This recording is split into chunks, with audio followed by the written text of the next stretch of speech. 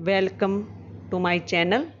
बच्चों, आज हम करेंगे कक्षा 7वीं के लेसन नंबर 11 रहीम के दोहे। चलो बच्चों, हम शुरू करते हैं। कही रहीम संपत्ति सगे बनत बहु बहुत बहुरीत विपति कसोटी जे कसे तेई साचे मीत। कवि क्या कहते हैं यहाँ पर? कही रहीम संपत्ति सगे। कवि कहता है यह बहुत पुरानी रीत है। जब मनुष्य के पास धन संपत्ति होती है तब तक सभी उसके सगे संबंधी जैसा व्यवहार करते हैं। बनत बहुरीत, बहुत पुरानी रीत है। जब तक मनुष्य के पास धन संपत्ति होती है सभी उसके सगे संबंधी होते हैं। विपति कसोटी जे कसे तेई साचे मीत। साचे का अर्थ है सच्चे। कवि क्या कहता है? जब तक मनुष्य के पास जीवन में वास्तविक अथवा सच्चे मित्र वही हैं जो विपत्ति कसोटी जे कसे विपत्ति रूपी कसोटी पर खरे उतरते हैं।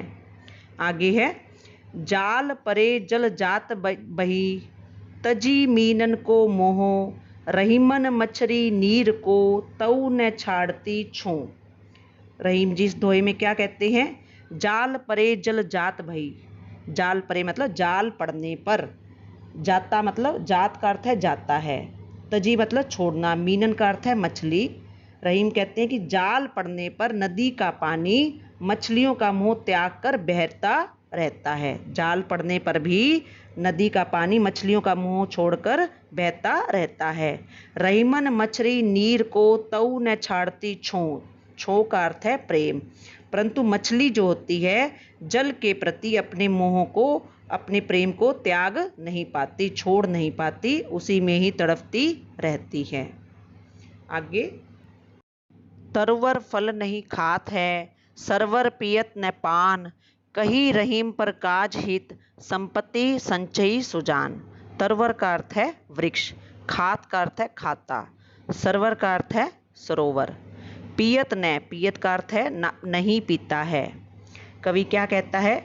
वृक्ष अपने फल को स्वयं नहीं खाता है, सरवर पियत न पान, और सरोवर अपना पानी स्वयं नहीं पीता है।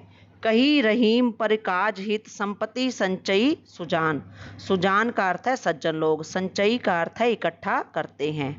उसी प्रकार सज्जन लोग भी अपनी संपत्ति का संचय दूसरों के हित के लिए करते हैं। पर काज हित का अर्थ है दूसरों के हित के लिए।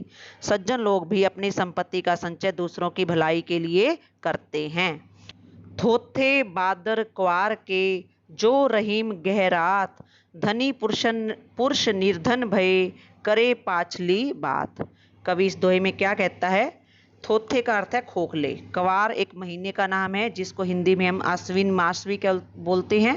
बादर का अर्थ है बादल। कवि क्या कहता है? क्वार के महीने में आश्विन मास होता है, उस महीने में बादल गरजते तो हैं परंतु बरसते नहीं। जिस प्रकार क्वार के महीने में बादल गरजते हैं परंतु वो बरसते नहीं। धनी पुरुष निर्धन भय करे पाछली बात। उसी प्रकार निर्धन व्यक्ति, जो अमीर व्यक्ति होते हैं, किसी दुर्भाग्यवश अब गरीब जब हो जाते हैं तो वो अपनी पिछली ही बातों को गवाते रहते हैं, अर्थात पिछली ही बातों का गान करते रहते हैं।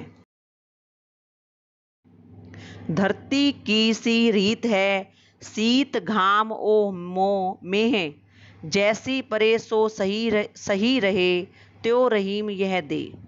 इन दोहे में कवि क्या कहता है? धरती की रीत है, ये धरती की रीत है मतलब धरती का स्वभाव है। शीत का अर्थ है शीत ऋतु, सर्दी ऋतु। घाम का अर्थ है धूप, मेह का अर्थ है धूप। कवि कहता है धरती सर्दी, गर्मी और वर्षा ऋतु को समान भाव से सहन करती है। जैसी परे सो सही परे। जैसी परे का मतलब जैसा घटे, सही रहे का मतलब वैसा सहे। दोहे में क्या कहता है रहीम जी?